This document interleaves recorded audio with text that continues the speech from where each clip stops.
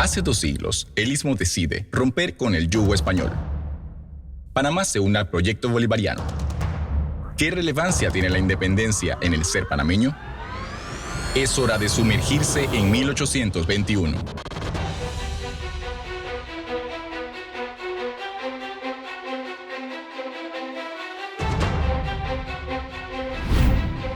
Bienvenidos a 1821, el programa que aborda los hechos de la independencia en el marco del Bicentenario.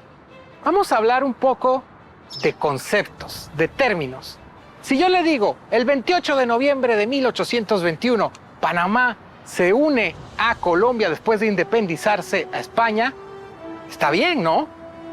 Pero si le digo que Panamá se unió a la Gran Colombia, ahí hay algunas preguntas. Algunos historiadores no gustan del término, del concepto de Gran Colombia. ¿Por qué? ¿Es incorrecto? ¿No debemos decir Gran Colombia? Bueno, fuimos a averiguarlo y aquí le contamos qué descubrimos.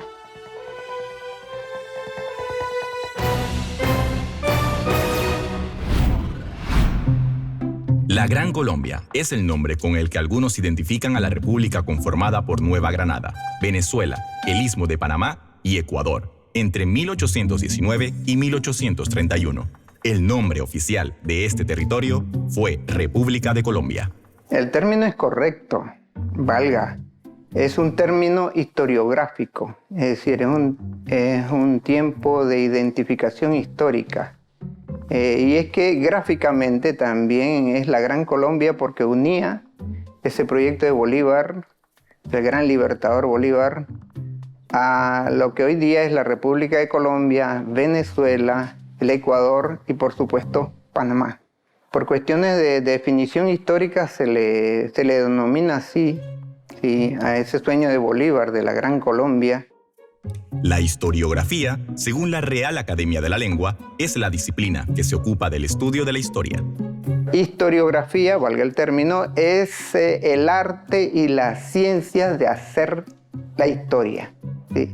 Ustedes saben que hay muchas formas de hacer historia. Hay historias orales, historias escritas, historias tradicionales, historia de familia, historias de personas, historias de repúblicas. Entonces este término es sumamente amplio y más que amplio, didáctico, educativo más que todo. Una vez se disuelve la República de Colombia en 1831, nacieron el Estado de Venezuela, el Estado de Ecuador y la República de Nueva Granada, que incluyó entre sus múltiples departamentos al Istmo de Panamá. La República de Nueva Granada cambió su nombre a Confederación Granadina en 1858.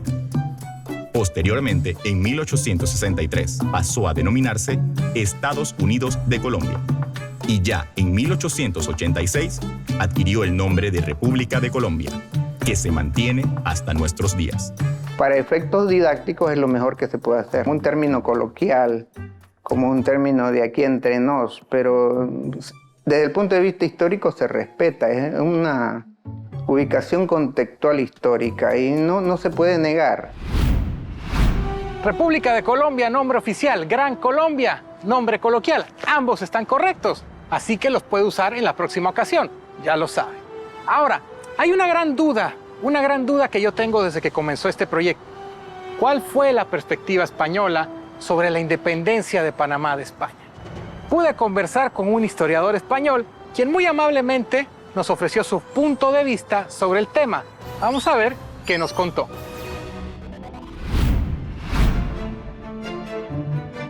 Estamos acá nuevamente en la histórica Plaza Bolívar, acá en Feeling, porque voy a conversar a través de Zoom con el profesor Manuel Lucena Giraldo, quien se encuentra en España. Él es historiador y voy a conversar con él de la independencia de Panamá de España, de los sucesos de 1821, pero desde una perspectiva distinta, desde la perspectiva española. ¿Cómo se ve del otro lado del océano la independencia panameña?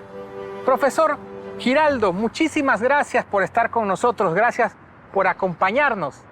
Es un honor el poder estar aquí con ustedes. La independencia de Panamá, profesor. En el siglo XIX se van gestando las grandes independencias americanas, surgen grandes nombres como el de Simón Bolívar, las grandes batallas como Carabobo, Ayacucho, en fin. Un siglo de mucha actividad, un siglo de mucha guerra, de mucha sangre, y sin embargo, el 28 de noviembre de 1821, Panamá consigue su independencia de una forma que podríamos llamar, pues, bastante discreta, profesor. Sí, eso es muy, muy interesante que utilice usted la palabra discreto. Me parece muy, muy inteligente, francamente. Vamos a ver, yo creo que el problema de las historias nacionales y la independencia de Panamá, tal y como la vemos hoy en el Bicentenario, es el origen de una separación de lo que es hoy Panamá, del Imperio Español, obedece a contextos mucho más amplios. Yo creo que en ese sentido, José María, la cuestión crucial es que estamos hablando realmente de la disolución de un imperio que fue la primera institución global de la historia de la humanidad, en el sentido que estuvo en 4 continentes, el Imperio Español, y esa disolución dura mucho tiempo. Realmente empieza en 1808 y termina en 1825. Lo que para la historia de España, que por supuesto no se enseña allá, es el 2 de mayo de 1808, la sublevación del pueblo de Madrid contra los invasores franceses y las tropas de Napoleón. Eso implica el comienzo de un proceso muy largo que dura 17 años hasta 1825, incluso en algunos sitios un poco más, y que termina dando una respuesta histórica determinada a la crisis del Imperio Español, que tiene una cosa muy particular, y es que empieza en el centro, empieza en la península ibérica, en la metrópoli, y que se va expandiendo, va teniendo efectos en la América española, y va a acabar pues, teniendo efectos en todos sitios, ¿no? Si se parece algo a la ruptura del Imperio Español, es a lo que ocurrió en 1989, cuando el Imperio Soviético, pues, todos lo recordamos más o menos, se rompe en 1000 fragmentos, en 1000 pedazos, ¿no? Rusia es uno de esos. La Rusia actual es uno de esos pedazos, pero hay otros muchos por ahí. Bueno, pues lo que ocurre en esta coyuntura es algo parecido, y la comprensión comparada y global de la independencia de Panamá, aconteció hace 2 siglos, tiene que verse en este contexto, el de la crisis del imperio y las guerras civiles que devienen en guerras de emancipación en muchos casos, y en todo caso en la ruptura política, que en el caso panameño termina con la independencia de Panamá de España, sobre la cual estamos aprendiendo tantísimo gracias a las grandes investigaciones de los historiadores panameños, y en particular del gran historiador, el doctor Alfredo Castillero Calvo, José María. Así que hay que verlo en un contexto muy amplio, imperial y global. Tomando en cuenta esto, entonces, ¿cómo debemos interpretar la independencia de Panamá de España? La independencia panameña hay que verla como un episodio tardío, yo diría que muy inteligente y muy en la tradición panameña de lo que había representado Panamá como garganta y como zona clave en el comercio global que sustenta al Imperio Español. Es un episodio que obedece a una tipología que a mí me parece particularmente interesante, que es la de las independencias prácticamente sin derramamiento de sangre. O sea, usted piense que si hay que comparar la independencia de Panamá con algo, lo ha hecho ya. Estamos pensando en lo que pasa en Colombia, lo que pasa en Perú, lo que pasa en Chile, en el Río de la Plata.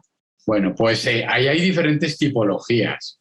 Y visto desde hoy, lo que nos interesa a quienes intentamos entender el proceso de ruptura de un imperio global es cómo, bueno, muy cerca de Panamá, en términos geográficos, en Venezuela, se produce la más violenta y la más cruenta de las opciones de ruptura, que es la de una terrible guerra civil y una guerra étnica. No hay ni manera de imaginar la violencia que se vive en Venezuela entre 1800 1810-11 y 1822-23. Es tremendo el modelo, es el más violento de todos. Y frente a eso hay modelos que yo creo que podríamos llamar gradualistas, modelos en los cuales, en cambio, la ruptura del imperio se reconoce como algo inevitable, como algo que no tiene que ver con una comunidad política anterior, inventada en el siglo XIX. Y en ese sentido, a mí me encanta el pensar que podemos contemplar la historia nacional de Panamá sin nacionalismo, sin mitología, viéndola más bien como el resultado de una sociedad que conocía muy bien los límites, que era una sociedad de comerciantes, era una sociedad de mercaderes globales, de ferias, y que por lo tanto, bueno, pues de alguna manera no está en esa tradición de la comunidad política que no es capaz de dirimir sus diferencias más que mediante la violencia, sino negociando. La independencia de Panamá es una increíble y hermosa negociación entre las élites y los soldados y las opciones políticas en las cuales, José María, es cierto, hay al final dos bandos. No es cierto, y eso es muy importante, que porque no hubo mucha violencia, la independencia no fue difícil.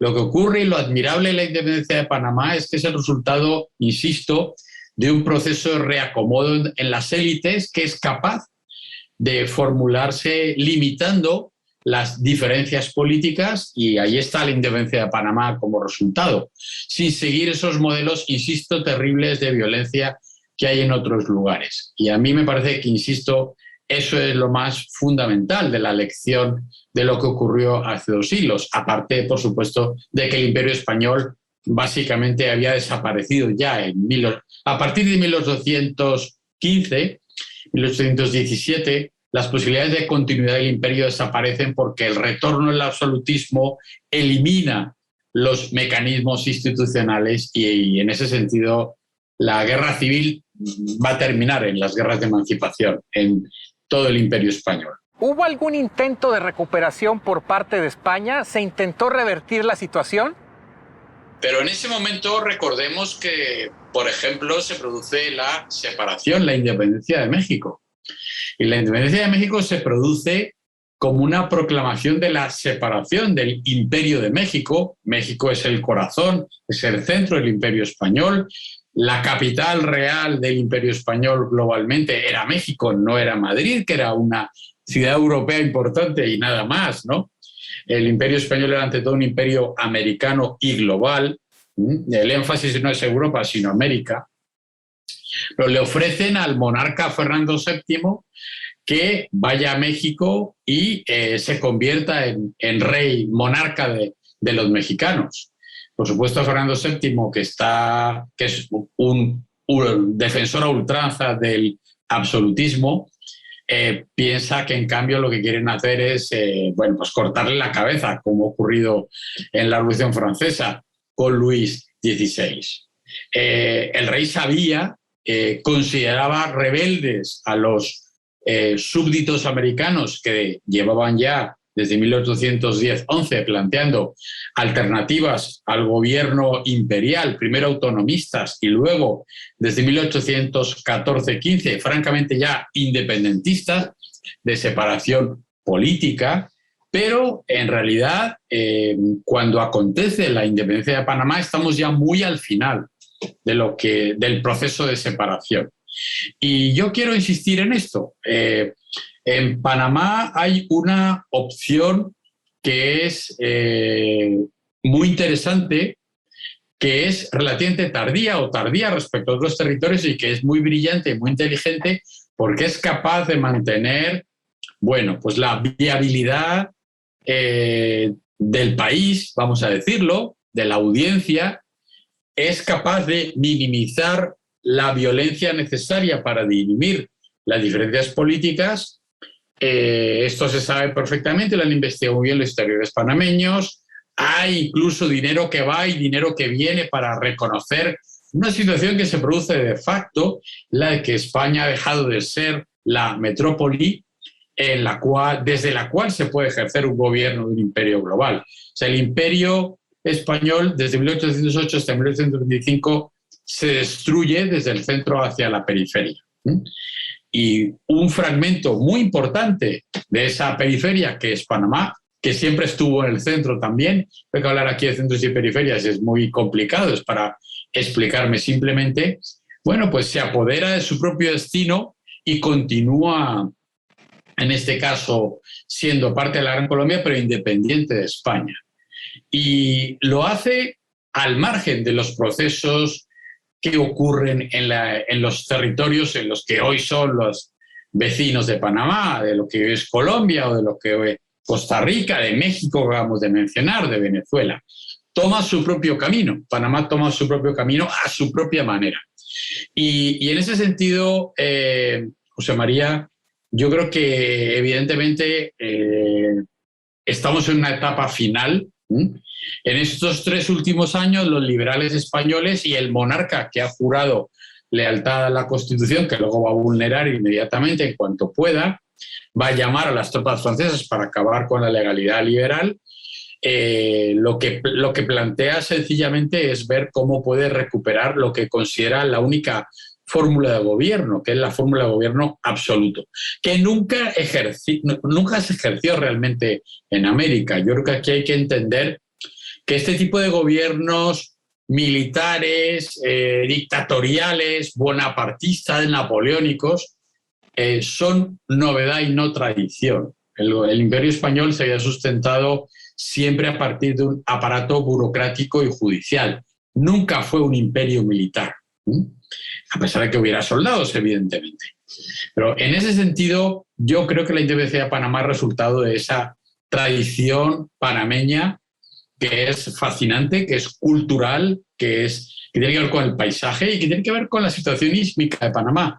Panamá ha sido la conexión del Imperio Español entre el Atlántico y el Pacífico, con Filipinas y China por un lado, con España y Europa por el otro, y por lo tanto, en la tradición política de las élites y también del común en Panamá, 1821 está claro que la independencia de España es inevitable, necesaria, imprescindible, para evitar, entre otras cosas, un mayor desorden o una dependencia no deseada. Otras potencias, los ingleses están por ahí dando vueltas, siempre intentando conquistar territorios, ¿no? Y lo van a conseguir, de hecho, muy rápidamente en diferentes lugares de América, del sur al norte. Pero, insisto, esto ante todo es un ejercicio de reconocimiento de una viabilidad, de una conservación del orden social y político y del orden económico, que es al final lo que en Panamá tienen muy claro, ¿no? Profesor, para ir culminando, entre los historiadores que abordan el siglo XIX, entre los historiadores que abordan las independencias de América, la de Panamá en realidad no se comenta mucho, no se maneja mucho. ¿Cree que hay que hacer un mayor esfuerzo diplomático, cultural, académico, para que la independencia de Panamá sea más tomada en cuenta? Bueno, yo creo que en general debemos hacer todos un esfuerzo para entender esa coyuntura dramática, tanto en España como en América, de ruptura del Imperio Español. Y en efecto, la independencia de Panamá obedece a un modelo novedoso. Quiero insistir aquí en la extraordinaria investigación reciente de tantos historiadores panameños y en particular del doctor Alfredo Castillero, que nos ha enseñado lo que estaba ocurriendo ahí y que básicamente nos lo han contado como una especie de apéndice inevitable de lo que había sido la independencia de Colombia, ¿no?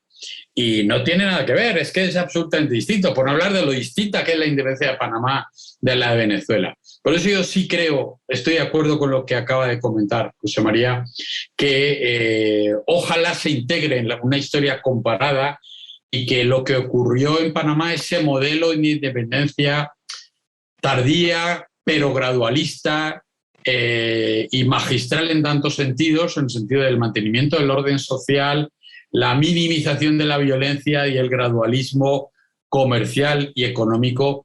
Yo creo que deberían saber mucho más antes de continuar en esas bobadas de las historias nacionales, nacionalistas, decimonónicas, mitológicas que son en un 90% una novela y una ficción. No tiene nada que ver con la historia de lo que ocurrió en realidad. Deberían aprender mucho más de cómo se hizo la independencia de Panamá, desde luego. Profesor Manuel Lucena Giraldo, le agradezco muchísimo que nos haya acompañado aquí en 1821 y que podamos conversar o que hayamos podido conversar con usted sobre la independencia de Panamá de España. Muchísimas gracias, profesor.